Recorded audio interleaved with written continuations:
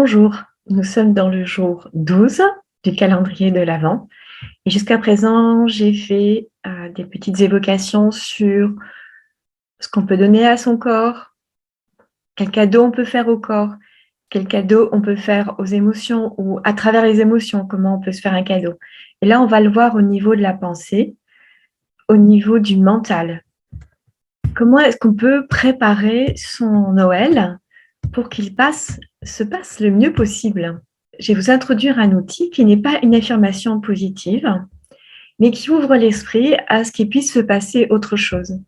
Quand on va l'appliquer, on va se préparer à passer un meilleur Noël, le meilleur Noël possible en fonction de ce qui se passe et des conditions extérieures. Mais les conditions extérieures, c'est une chose, et puis j'ai aussi mes conditions intérieures. Et là, on va s'occuper des conditions intérieures. J'applique ça aussi pour moi. Donc, ça fait plusieurs Noëls que je passe loin de ma famille parce que je m'occupe de ma maman qui est âgée et je n'ai pas les moyens de voyager. Et je me retrouve seule sur un certain nombre de Noëls maintenant, alors qu'on a toujours passé des Noëls en famille très chaleureux. Et ça me permet de passer de bons Noëls quand même. Donc, on a tous des conditions différentes et chacun va pouvoir utiliser ça sur ses conditions, sur ce qui se passe pour lui. Donc, c'est très adapté à vous, quelle que soit votre situation. Donc, nous allons aborder ici un vaste sujet qui est l'impact de la pensée dans nos vies, qui est le fait qu'on peut choisir des pensées. On n'est pas obligé de rester coincé dans une pensée. Et l'idée aussi, c'est de le faire sans se mentir à soi-même. Alors, la pensée positive, c'est très, très bien. Mais parfois, on se fait croire des choses. Et à ce moment-là, on va se retrouver avec, d'une part, un mensonge, un déni ou un décalage entre la réalité et ce que je me suis dit, avec parfois de la déception. Donc là, nous allons aborder un sujet complètement différent. Donc, on peut rester des années sur le sujet de la pensée, l'impact de la pensée et comment on s'occupe de sa façon de voir les choses et de créer la réalité par la pensée. Moi, je m'occupe de ça depuis les années 89, en tout cas pour moi. J'ai commencé en 89 de façon précise sur la pensée. J'étais déjà dessus avant, mais voilà, je me suis plus impliquée là-dedans aussi. En tant que psychomotricienne, il y a le psycho et le motricien. J'avais fait pas mal de choses au niveau du corps et je savais qu'il fallait que je m'occupe aussi de la pensée. Ce que je peux dire pour moi, c'est qu'il y a une modification radicale de ma pensée sur certains points. Je ne sais même plus comment c'était avant. Je ne sais même plus comment le décrire et ça ne m'intéresse plus. De toute façon, donc je ne vais pas retomber dessus. Pour certaines choses, je sais encore, et pour d'autres, voilà. C'est vraiment un changement de point de vue, un changement de réalité et du coup, les choses apparaissent vraiment autrement et on rentre dans une autre réalité. Il y a aussi des modifications quand on travaille sur la pensée qui prennent du temps. Elles se font par petites touches. Comme lorsqu'on crée un tableau, si on crée un tableau, on va faire un certain nombre d'aplats ou un certain nombre de couleurs ou un certain nombre de formes et après on va retoucher parce que c'est pas ce qu'on attend, c'est pas ce qu'on espère. Parfois on recommence tout, mais en fait voilà, c'est une construction. Et je suis en ce moment même, là au moment où je vous parle, par le Human Design que je suis en train de découvrir, j'arrive à toucher des schémas profonds que je n'avais pas la capacité à traiter auparavant. Je les connaissais, mais un peu de loin. Donc là, je les regarde de plus près et je sais que ça va changer beaucoup de choses. Donc, vous voyez, la pensée, elle est toujours en évolution. On ne pense pas à 15 ans comme on pense à 50. Certains sujets, oui, sont immuables comme ça. Et pour d'autres, c'est plus souple. Donc, il n'y a pas une règle où il faut tout changer d'un coup, ou il faut rien changer. C'est en constante évolution. Et en tout cas, l'évolution de votre pensée fait que vous évoluez en même temps. Et quand vous évoluez, vous faites évoluer votre pensée aussi. Donc, c'est un petit peu dans les deux sens que ça se passe. Et ici, je vais vous offrir un élément qui est simple d'utilisation, qui ne fonctionne que si l'on s'en sert comme tous les outils. Et il permet de changer le regard sur une situation, sur soi, sur la vie, sur le monde. Donc, on peut l'utiliser à chaque instant Et chaque fois qu'on l'utilise, en tout cas, on gagne en liberté, on gagne en changement de point de vue, on va se désengager. En fait, quand on croit à quelque chose, on est complètement engagé là-dedans. Si on croit vraiment à 100% en quelque chose, ça nous empêche de voir autre chose. Ça ne veut pas dire qu'autre chose n'existe pas. Hein. On voit bien que quand on discute avec quelqu'un, l'autre a un point de vue totalement différent. Alors, soit je peux m'intégrer et je peux comprendre son point de vue et je peux même changer de point de vue, soit je vais dire j'ai raison, il a tort. Mais ça n'empêche qu'il y a plein de points de vue possibles, il y a plein de possibilités de points de vue et que mes points de vue à moi, j'y suis plus ou moins accrochée. Et ma souplesse d'esprit, il va faire que je vais pouvoir me décaler.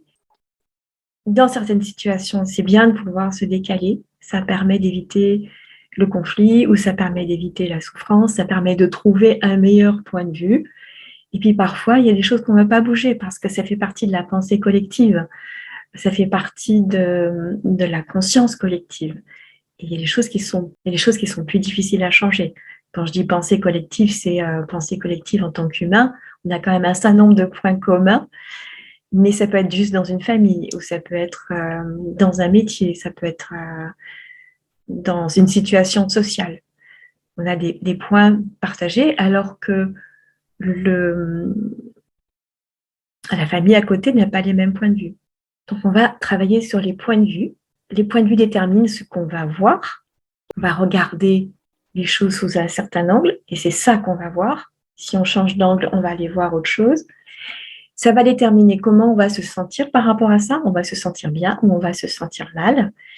Et ça va déterminer aussi comment on va agir, et si on va agir, ou comment on va réagir si on réagit. Ça va déterminer nos choix aussi. Ça va déterminer nos états d'être. Je vais vous donner aujourd'hui un outil d'Access Consciousness que vous pourrez utiliser dans toutes les situations de votre vie. Là, on va l'appliquer sur la préparation de Noël pour passer les fêtes au mieux pour vous. Alors, il y a des gens qui ont un regard sur Noël qui leur apporte un vrai bonheur, un bonheur à 100%. Parfois, il y a une part de corvée dedans. Parfois, on déteste ça complètement. Et il y a toutes les nuances possibles. Et pour chacun, c'est différent. On va essayer de regarder les points de vue qu'on a et de les assouplir pour réorganiser tout ça et avoir un point de vue d'une part plus souple, parce que j'ai pu changer, mais qui va m'aider à trouver une meilleure position pour moi, une position où je vais me sentir plus léger, plus en accord avec moi et peut-être plus en accord aussi avec les autres. Cet outil s'appelle point de vue intéressant. Donc tout est un point de vue. Tout ce que je crois, tout ce que je pense et comment je vois les choses, c'est un point de vue. C'est de là où je regarde. Et tout est un point de vue intéressant pour celui qui l'a, parce qu'il a des bonnes raisons de l'avoir. Il a ses bonnes raisons de l'avoir, que je ne partage pas. Et les points de vue que j'ai sûrement de bonnes raisons de les avoir aussi, même s'ils ne sont pas à mon avantage, même s'ils se retournent contre moi. Mais j'ai sûrement de bonnes raisons de l'avoir. Donc de toute façon, c'est un point de vue intéressant. Et quand on dit point de vue intéressant sur quelque chose, on enlève le jugement qu'il y a dessus. Progressivement, on va enlever les jugements. Et quand on va enlever les jugements, on va mettre de l'aisance. Donc cet exercice, cet outil, parfois il suffira de le dire une fois pour tout d'un coup se rendre compte qu'on est juste dans un point de vue et qu'on peut se décaler. Donc, soit on peut aller chercher un autre point de vue jusqu'à ce qu'on trouve le meilleur, soit naturellement, il y a un autre point de vue qui va arriver, qui était juste là derrière, qui attendait qu'on lui laisse la place. Quand on fait point de vue intéressant comme exercice, parfois ça déclenche quelque chose du genre « ceci n'est pas un point de vue, c'est pas une idée, c'est une réalité ». Oui, c'est une réalité parce que c'est comme ça que je regarde cette réalité-là, c'est ma réalité. Ma réalité, c'est toujours dû à des points de vue, c'est toujours dû à la façon dont je regarde les choses. On peut avoir des points de vue partagés, on peut avoir des points de vue personnels, et ça va faire des réalités partagées, communes, ou des réalités nuancées, ou des réalités opposées. Et j'ai cette réalité-là parce que j'ai ce point de vue qui me permet de voir cette réalité-là comme ça, et c'est ça que je vais voir. Le mode d'emploi de cet outil, on va le faire pour une situation donnée pour laquelle je ne suis pas à l'aise. Et sur cette situation-là, on va appliquer cet outil, point de vue intéressant. jusqu'à ce qu'on trouve un soulagement, un dégagement, un allègement. Et à ce moment-là, ça veut dire que mon regard a changé. Ça veut dire aussi que je suis moins attachée à un point de vue, à une position, que je peux commencer à me déplacer, que je peux commencer à envisager d'autres possibilités. Et j'ai un ressenti de légèreté, c'est-à-dire je me sens plus léger, plus tranquille, plus ouvert, plus dégagé, et je peux même avoir d'autres solutions, parce que comme j'ai décalé mon point de vue, je peux voir autre chose. Il y a des solutions qui peuvent apparaître, des solutions ou des regards différents. Et les regards différents, c'est une solution. Et dans le mode d'emploi de cet outil, c'est quelque chose à faire de soi à soi, à l'intérieur de sa tête. Ne jamais le dire à quelqu'un à haute voix. Oh, c'est un point de vue intéressant. Non, ça c'est juste de soi à soi. Après, si l'autre personne connaît cet exercice, elle sait le faire. On peut commencer à dialoguer autour de ces points de vue intéressants, dans un objectif de communication et pas de jugement ou de jeu avec des petites piques. Hein. C'est pas du tout le propos. C'est surtout de moi à moi. J'ai un point de vue, comment je peux faire pour décaler? Est-ce que je peux décaler pour avoir un meilleur point de vue? Donc là, on va l'appliquer sur les préparatifs de Noël. Sur Noël, on va se préparer à Noël. Alors, ce pas les préparatifs extérieurs, c'est des préparatifs intérieurs parce qu'il y a de l'émotionnel autour de Noël. Et pas forcément que du positif. Il peut y avoir du stress, il peut y avoir de la tristesse, il peut y avoir des peurs, il peut y avoir plein de choses. Donc là, vous allez faire une liste de tout ce qui vous dérange dans Noël. Pour chacun, c'est différent. Et je vous invite à écrire. Si vous le faites sur tous ces éléments, vous irez plus loin dans votre préparation. Donc, vous pouvez avoir un regard sur les préparatifs. Wow, il faut préparer Noël. Sur les cadeaux que vous allez recevoir. Peut-être que vous n'aimez pas recevoir ou vous avez toujours des cadeaux qui ne sont pas adaptés ou derrière, il y a des intentions cachées. Les cadeaux qu'il faut trouver, alors que peut-être vous n'êtes pas inspiré. Les finances autour de Noël, parce que c'est quand même un budget, surtout quand on a des enfants, ou quand on invite du monde, ou on a tous les cadeaux. Il y a aussi le côté présence obligatoire de certaines personnes qu'on va rencontrer alors qu'on n'a pas forcément envie de les rencontrer. Il y a l'absence de personnes, surtout en ce moment, avec cette période de Covid. Il y a des gens qui ne sont plus là, il y a des gens qu'on ne peut pas voir, il y a des gens qu'on voit sous condition, il y a des gens qu'on va voir alors qu'on ne peut pas les toucher. Il y a plein de choses autour de ou l'absence de la personne ou le fait de ne pas pouvoir la rencontrer comme on a l'habitude de le faire avec toute l'envie de contact, de communication et de chaleur. Donc, dans cet exercice, vous allez écrire des phrases qui disent tout ce que vous ressentez par rapport à ces différents éléments. Ce sont vos jugements, ce sont vos points de vue sur les différents éléments d'avant Noël et de Noël. Je vous invite à commencer par le plus simple, en disant point de vue intéressant que j'ai ce point de vue, jusqu'à ce que vous sentiez un soulagement et un dégagement. Continuez avec ce qui est simple, pour vous apprendre et vous habituer à le faire. Et je vais vous donner quelques exemples. Par exemple, je n'ai pas envie de faire à manger pour tout le monde. Point de vue intéressant que j'ai ce point de vue. Point de vue intéressant que j'ai ce point de vue. Point de vue intéressant que j'ai ce point de vue. On va continuer jusqu'à ressentir un changement, un dégagement. Parfois, il suffit d'une fois.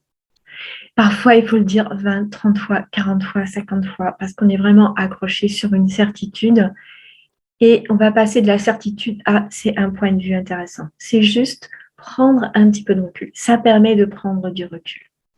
Et en faisant ça sur je n'ai pas envie de faire à manger pour tout le monde, il peut y avoir des changements de point de vue qui se fassent du genre peut-être que finalement je vais trouver l'envie. Mais oui, finalement j'ai envie de le faire. Un petit peu. En tout cas, j'ai plus envie de le faire que tout à l'heure. Peut-être que vous allez trouver une solution. Si chacun venait avec un plat, je ne serais pas obligée de faire à manger pour tout le monde. Ou alors je vais trouver une bonne recette qui va me motiver, ou encore autre chose.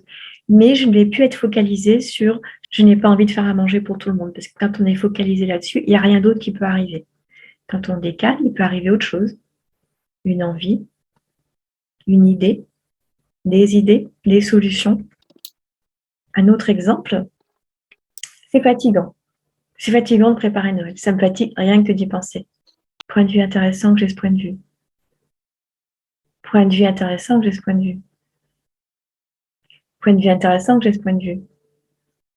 Et du coup, je peux passer à quelque chose de neutre, où j'ai plus ce sentiment de fatigue, où ça me fatigue rien que d'y penser. Et peut-être que je peux avoir, par exemple, et ça peut être encore autre chose, vous pouvez tout d'un coup vous laisser motiver par le plaisir que vous allez y trouver. Et vous allez vous rappeler maintenant de ce plaisir. Oui, finalement, c'était plaisant. Et je vais commencer à m'appuyer là-dessus. Plutôt que sur le côté fatigue, je vais pouvoir m'appuyer. Ah oui, il y a aussi du plaisir à faire ça. Et vous pouvez continuer dans votre liste à choisir les choses qui sont assez légères, assez faciles, jusqu'à ce que ça aille sur des choses, des points de vue plus satisfaisants. Pour les sujets plus complexes, encore une fois, vous pouvez les faire 20, 30 fois, 40, 50 fois. Ça vaut le coup de le faire parce que ça permet de décristalliser les points de vue et les charges qu'il y a dessus. Quand c'est cristallisé, c'est dur. Là, on va décharger, on va rendre les choses plus légères. Quelques exemples. Je suis obligée de supporter ma belle-sœur, ma belle-mère, un tel, c'est les classiques. Et si on dit point de vue intéressant, que j'ai ce point de vue, point de vue intéressant, que j'ai ce point de vue, je suis obligée de supporter un tel. Point de vue intéressant, que j'ai ce point de vue. Point de vue intéressant, que j'ai ce point de vue. Je suis obligée de supporter. Point de vue intéressant, que j'ai ce point de vue. Point de vue intéressant, que j'ai ce point de vue. Et tout d'un coup, il y a des choses qui vont commencer à apparaître, qui sont différentes parce que j'ai commencé à décaler. Par exemple, j'ai le choix de ne pas y aller. J'ai le choix d'y aller moins longtemps. Je peux m'autoriser à m'extraire de temps en temps pour prendre l'air. Je peux m'autoriser à dire ce que je ressens.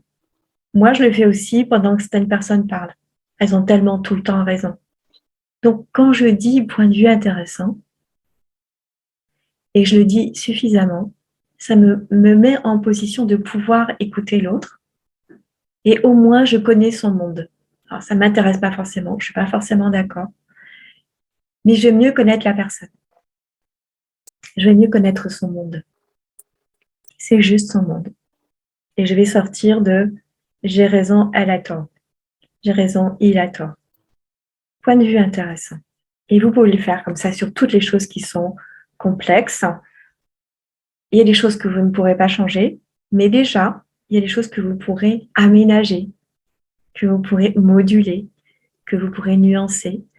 Et plus vous allez le faire, meilleur sera votre Noël. Et meilleure sera la préparation de Noël aussi. C'est une façon de préparer Noël. Et c'est une façon de se préparer à Noël. Et je vous souhaite de passer un très bon Noël. Le meilleur possible.